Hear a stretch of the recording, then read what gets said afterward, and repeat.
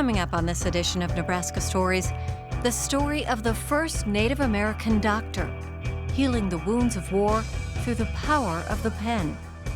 A brain cancer survivor revives her life through art. Musician Philip Zock and his journey for a second chance. And a day at a one-of-a-kind vintage car auction.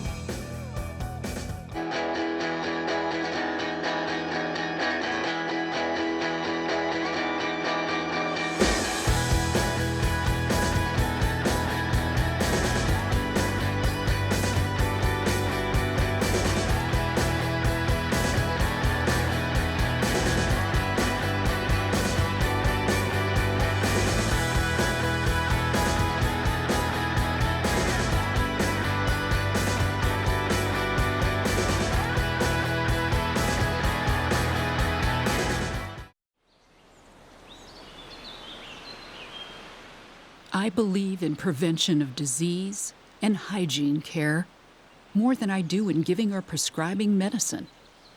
And my constant aim is to teach these two things.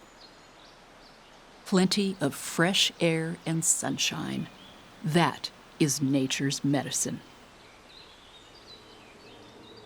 To have a hospital back in that time and to have our own doctor to run it, and her being one of us.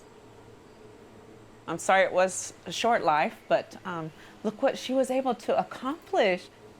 She built a hospital on our reservation long before Indian health was even thought of. And those were her principles, you know, fresh air and sunshine. And so to sit on this porch, you know, a lot of good memories coming back to me right now.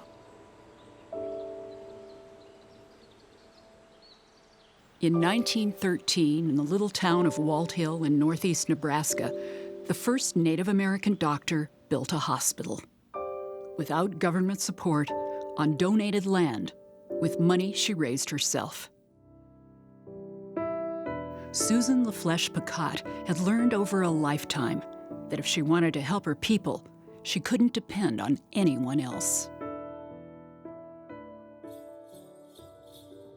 I was just a girl when I went to comfort a woman who was very ill.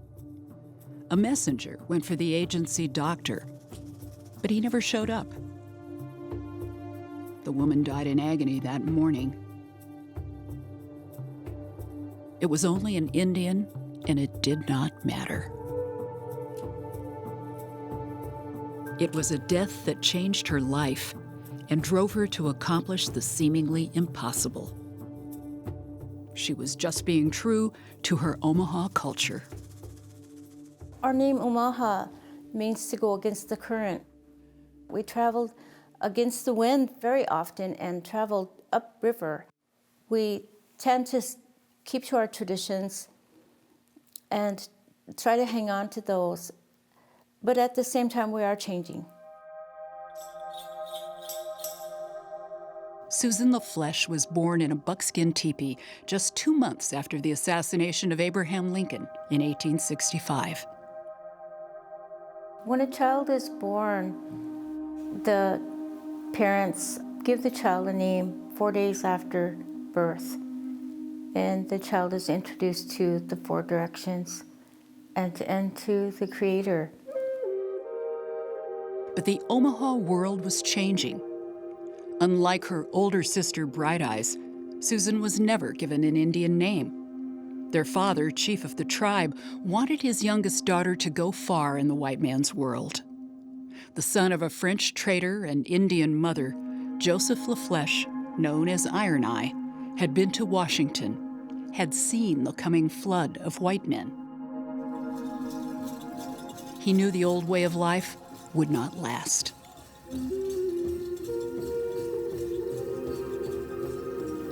Turtles and fish live in there. And No sharks. No sharks, not in here. No. Lisa Drum walks with her granddaughter at Big Elk Park on the Omaha Reservation. Not far from here is the site of the old Presbyterian Mission School, built to educate and Christianize the children of the Omaha tribe. That was probably the first schooling that our Indian kids had, and it was close to home, but miles away, lifetime away. So it was a sad time for our kids, but we had to change. There wasn't anything to do but change. Joseph LaFlèche sent all his children to the mission school, including his daughter Bright Eyes, destined to become a crusader for Native rights, and his son Francis, who would grow up to become a famous ethnologist. I learned most of what I know about that through reading Francis LaFlèche's memoir called The Middle Five. And this is Francis's memoir of being a child and going to that mission school.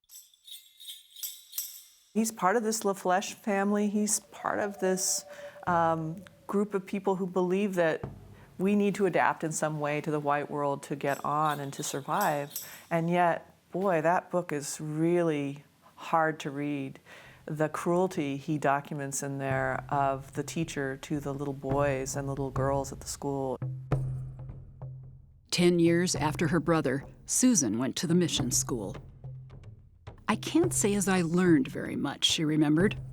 For sometimes the teacher used to put a newspaper over his head, calmly lean back in his seat, and repose in placid slumber.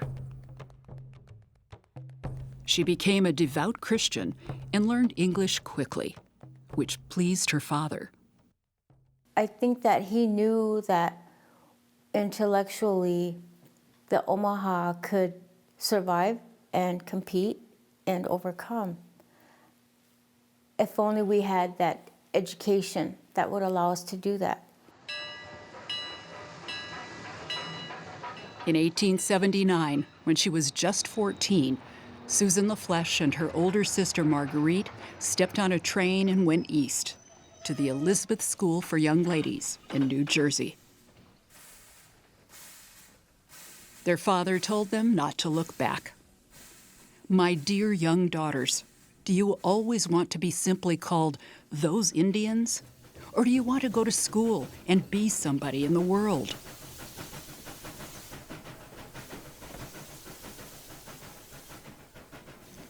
Susan would go farther than anyone could imagine.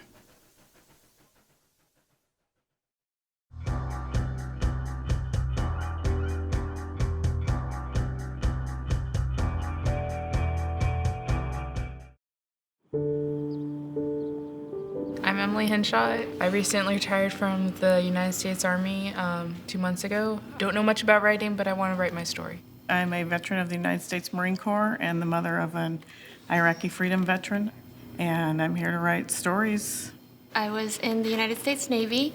I think I have a very important story that I want to tell, and so I'm learning how to write. I came to the first meeting and I said, okay, this feels like home. Because it is a group of veterans from all eras. We have a couple family members. We all have shared experiences. So I just felt like this is where I need to be, and I want to see this continue to grow. Writing-wise, it's really rewarding because some of them are writing about their experiences in the military, but like all people, when you reach a certain age, you have many stories to tell. Spend about 15 minutes actually writing. Depending on which of these activities you choose, you might want to share the new writing that comes out of it in the next 20 minutes or so. The funny thing about writing is you don't realize how personal it is until you start writing.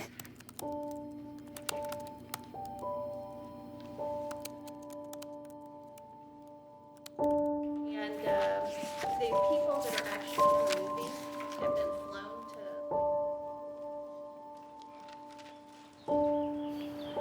to. We all grew up a lot just by being in the military, but just having that common experience, not only through writing, but just everything. If you've spoken with veterans, I think when you find another veteran, you just have this instant bond, and so it just feels very safe. We divide into smaller groups and take turns sharing.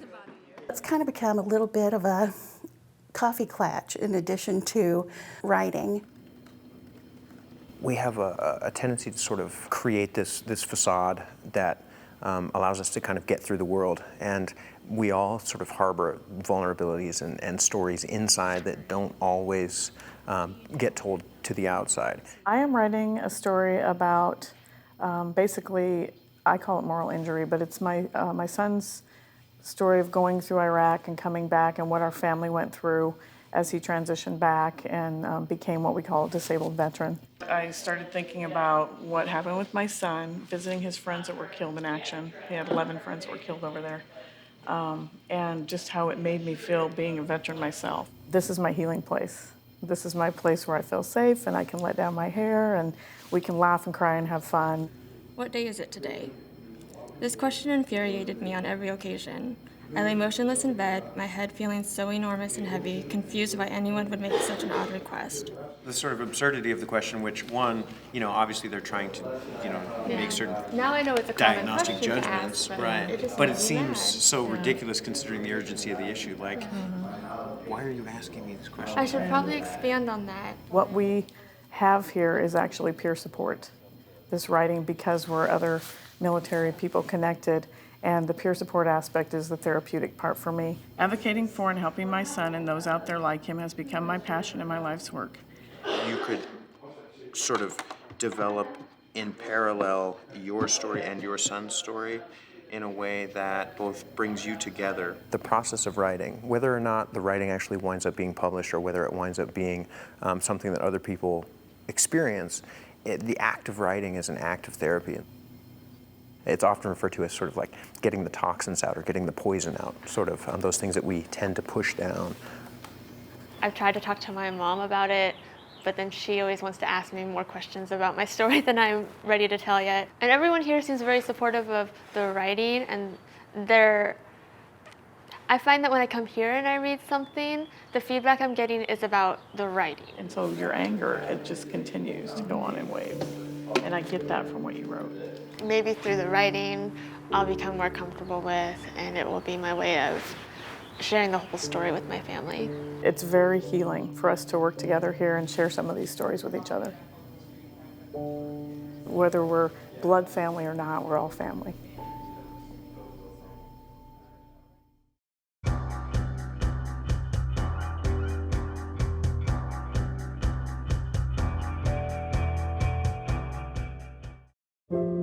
With mental health, I believe that if this is mental health and this is mental illness, we're all on this line somewhere.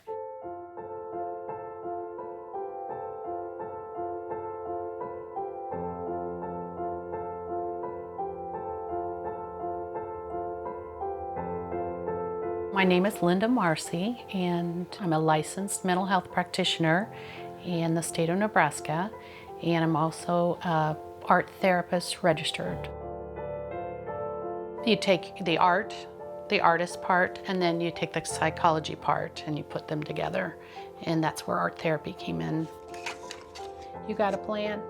Sometimes people have the assumption that art therapists are just like they see you draw and then they tell you what it means. But art therapists can focus on the person in the session, but a lot of times it's on the process. You want some color in there? So instead of it being like an art class where it's like we all have our painting and we're all kind of competing to do the best painting, in art therapy, the goal is relationships and adjusting to change and problem solving quickly. And the difference is the goals. Do you want me to get these crayons out of here? Yes. Heather is a young woman who lives in Lincoln, but she grew up in Waverly, and she is a person that I've worked with for a number of years. I've known her since she was 18, and she first came to see me because she was having conflict with her family. I wanted to do stuff on my own. I didn't want to have anything really done for me. I wanted to be more independent. I wanted to thrive. I wanted to get back out there and continue my life. We did some work together, working on relationships and changing thinking and her becoming more independent, and then she went her way.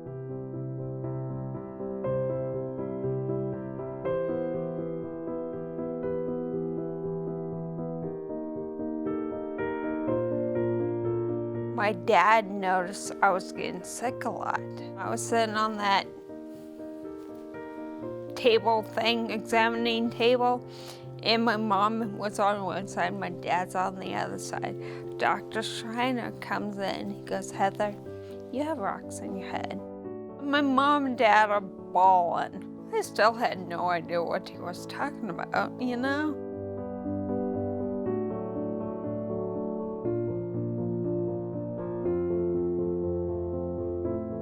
It all happened very quickly and they caught it right away. It was the size of a walnut. Scared? What if it comes back? Angry? Why me? I moved to a different job and kind of was working at another counseling center, and Heather found her way there. She found me. All right, how can I help? Is there anything I can do to help? You're just making a decision about the numbers and whether or not to put more numbers? Okay. All I know is I want to put 7. Okay. I don't know. I like that. It just felt like that corner needed a 7. I have to relearn to walk, relearn to talk. And after she had the brain cancer, she came back to see me. The goals were different because we had to focus on just basic self-care. I still have problems today with some of my cancer stuff. My hair's not going to grow back. Her fine motor skills were not there after surgery. What I was figuring out was how Heather fits into the world. Because I feel more comfortable without it. It's one of those, I kind of have an issue with hair. Since I don't have hair, it's never gonna grow back the way I wanted to. And this is a really hard subject for me to deal with. Since it's never gonna grow back, I feel more comfortable with my own hair. Heather Nuss, the wonderfulness of Heather is she's delightful. She has a delightful sense of life. We need to move from survivor to thriver, and art can help you do that. Heather's doing that herself. I worked with a lot of emotions and it came out through my artwork. It was the best way to do it. 995101. And if you turn it around, it's 10/15/1999. And that was the day I had my cancer. And just that day means something to me. Oftentimes I find with people with brain injuries, they want to go back to the before. And so in Heather's artwork, a lot of clocks. She's an active participant in her life.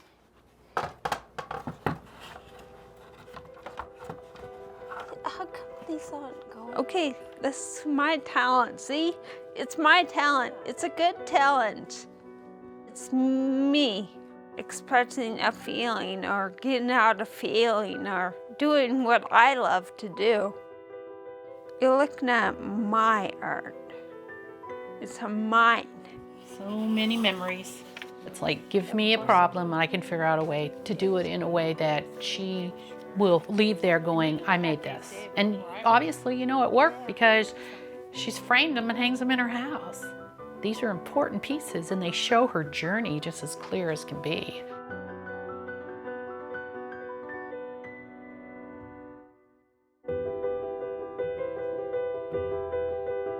The art therapy connects the head with the heart, with the gut, so it gets to all three. It's one of those things that puts the piece back in you. I want to see her. The gift that Heather has given me is she believed in what I believed in, which was art therapy. She believed that art helps people heal.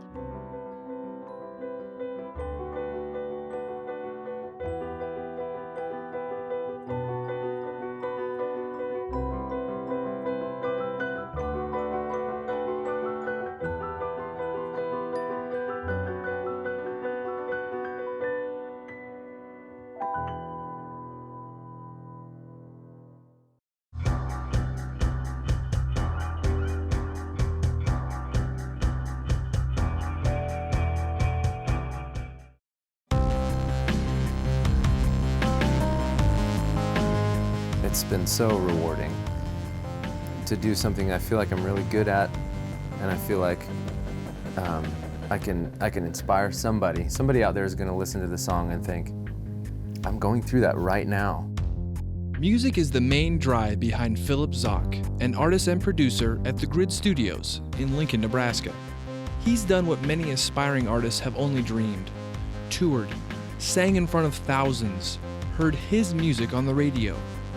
Philip's musical journey began quietly at a young age. The first record I ever bought actually was a U2 record, The Joshua Tree, and we weren't supposed to listen to rock music in our house growing up.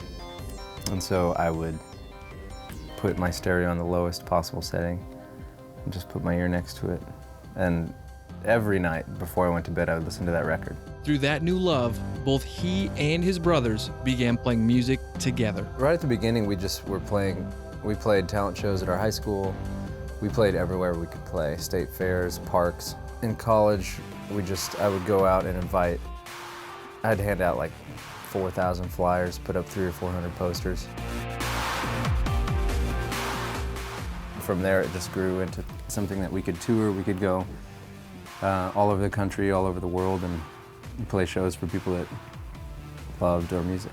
After touring independently for about 6 years, we eventually signed to a major label and worked with them to put out a record that would get played on the radio. It was exciting. After 10 years, though, it seemed like the magic of making music was weighing on the brothers, not to mention the stress of being on the road. However, something else was lurking in the background that would have a much stronger impact on Philip than the hardships of touring. I had been singing a lot of the higher register parts for whatever reason. I always got them. The first tenor parts, I think I'm not supposed to sing them. So it did a little bit of damage to my vocal cords, and then eventually I realized this is becoming a problem. A problem that Philip took to a doctor in the hope of quickly solving. He said, "You've got scarring on your vocal cords." I said, "Well, what does that mean?" He said, "Well, this is generally the part in the conversation where whoever's in my office begins to weep." And I was like, "You want me to start crying?" He said, "You may never sing again if this gets any worse." And so I realized I have to do something about it. He said, if you take 6 weeks off from doing any speaking at all, it might heal itself and go away. And so we were on the road at that time, and so I didn't sing. I didn't talk to fans after the shows. I would just sign autographs and wave hello. That didn't work. 6 weeks later, I go in and he says they're still there. Eventually, I got the surgery, and so I decided to get off the road to save my voice. It was the most difficult decision of his life, giving up what he had worked hard for every waking moment for over a decade. But during those several months of silence, Philip began to find a new voice for his music, something that had been wanting to get out for a long time. I started to internalize a lot of things because of most of the things that were going on in my life outside of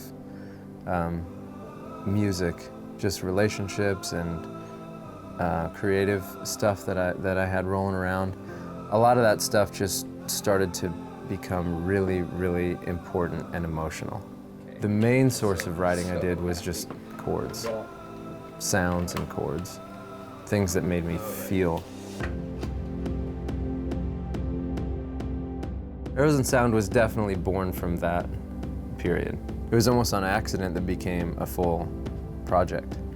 It was just little pieces and things that I was inspired by, and then suddenly, this is a project. I could finish this, and I could sing it, which was always a big question mark for me.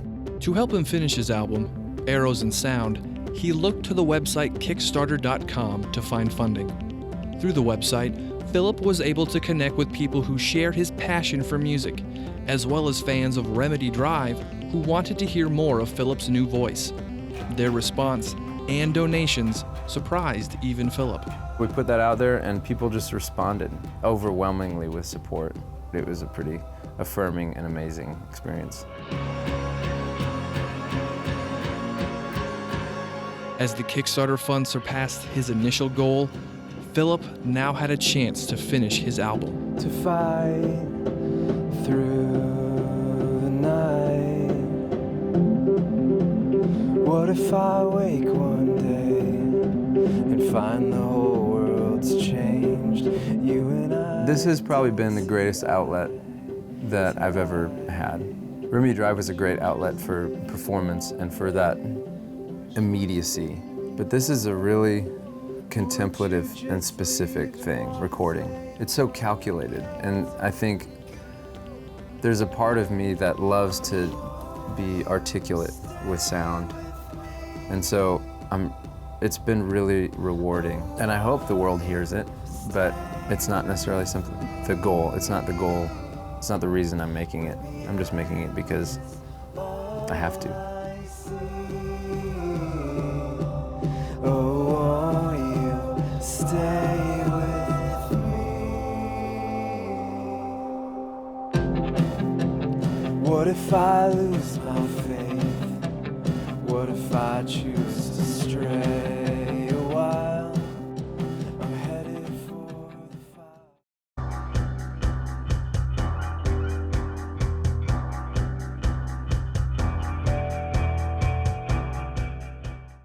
Now we can. 34. Now 5. 1 mile, 2 miles. Now 31. How many miles? Working steady. 5 mile on them or less. That old low mileage truck over there, I'd like to have it. Oh, every one of them I'd like to have. I'm looking at the pickups and the Chevelles. You got a wagon over there with 300 miles? No, I haven't even got started looking at all of them yet. And I'm thinking that these prices are going to skyrocket. At 36,000. That'd be my guess. Sold it. Well, I think they're going to go higher than they're worth. I imagine there's a lot more money here than what I've got. $32,000 right there. It's awesome to have 50 cars sitting here that's brand new. I don't know if Lambrick knew it or not when he was doing it, because all Chevys, most of them are collectible. 51, this is it. I give him $900 for it. It's exciting just to see people looking at old Chevys. It really is unbelievable. 15,000. It's 14 pine up 15. Out. I'm out. I'm 58 years old and I've never seen this in my lifetime. Now 7. Now 8. It's like a time capsule, you know, they're just preserved. Takes you back in time. And people want a piece of history.